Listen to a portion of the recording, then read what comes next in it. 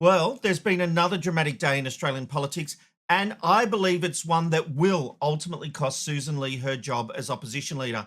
In breaking news, the entire national contingent of the shadow front bench have walked. They are no longer serving as the shadow ministry.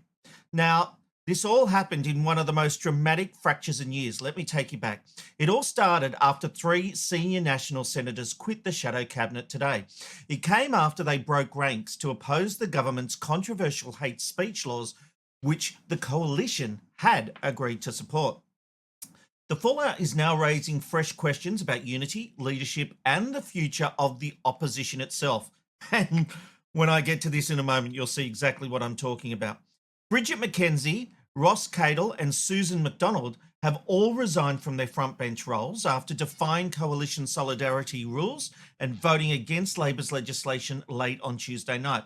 The drama unfolded after the Senate passed the government's Combating Anti-Semitism, Hate and Extremism Criminal and Migration Laws Bill 2026, a suite of measures designed to give authorities stronger powers to ban extremist organisations, cancel visas, and increase penalties for inciting violence. The Liberal Party backed the laws, but the three Nationals, bound by shadow cabinet solidarity, chose instead to cross the floor and vote against them. They were citing concerns over free speech and a rushed process. Now, opposition leader Susan Lee accepted their resignation, saying shadow cabinet solidarity is not optional and remains the foundation of a credible opposition. Now, Lee was thinking she would now be appointing replacements for those three people in a move that would reshape the coalition's front bench. But this has done nothing but deepen tensions within the Nationals' rank and file. Let me take you to some breaking news on the Australian page. It's on news.com.au. National frontbenchers walk out on Susan Lee and leave her leadership in serious peril. The Nationals have walked out of Susan Lee's shadow cabinet over the country's anti-Semitism laws, as I said. Nationals leader David Littleproud and his entire front bench quit the shadow ministry after the opposition leader accepted the resignations of those colleagues. The Nationals party room, they got together tonight and they decided to ditch their Liberal colleagues, and their senators went on to vote against Anthony Albanese's post-Bondi massacre. Now, this breakdown, you've got to remember, this breakdown is the second since the federal election. Remember when the coalition fell apart, the Nationals didn't like what the Liberals were doing and said, we're not going to be part of it?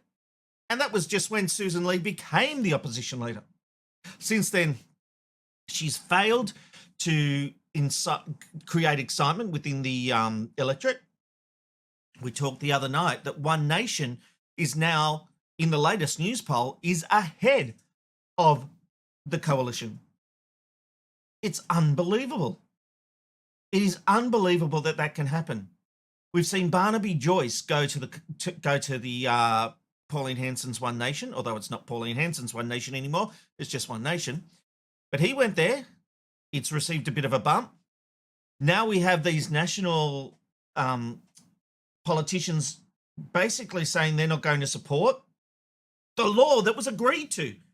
The coalition agreed to vote for this. Now, the Nats didn't have to, but here's how it works. So these members that are part of the shadow cabinet of the coalition, they have to vote along party lines, okay? And so what we saw, if you're a National and you're not part of the shadow ministry, you can vote however you want without any real consequence.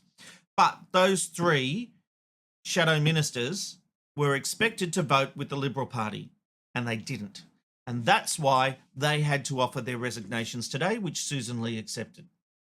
So now we're seeing these headlines, and I'm going to go to the news.com.au one as we go to air tonight. The Nationals quit shadow ministry entirely in historic coalition split. Now, Samantha Maiden calls it, the coalition is in chaos after a dramatic night in Parliament and Australia faces an uncertain political future.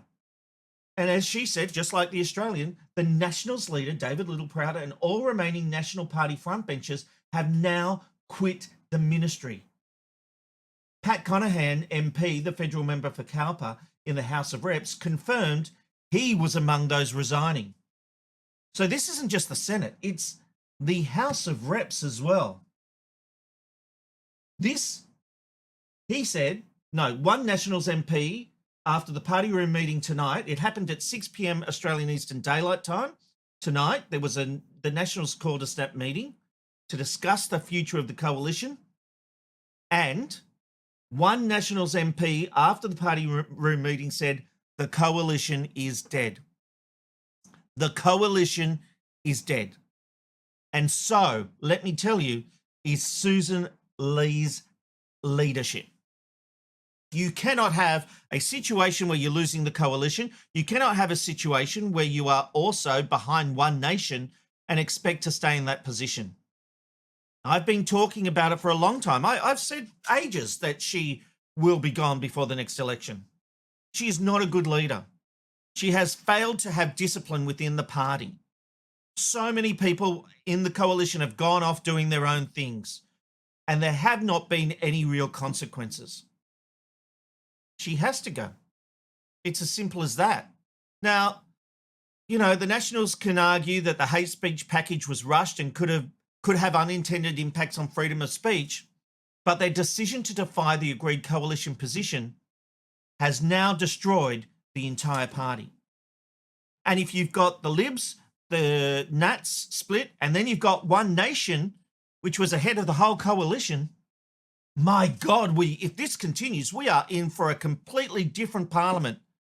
She's not going to become the Prime Minister in the next election, Pauline Hanson, but her party could very possibly be the opposition party. Because there are pressure points within the coalition at a time when opposition unity is critical. You know, we've got the government announcing different platforms everywhere. And instead of the events of the last 48 hours in Canberra being about Bondi, once again, the coalition has made it about themselves.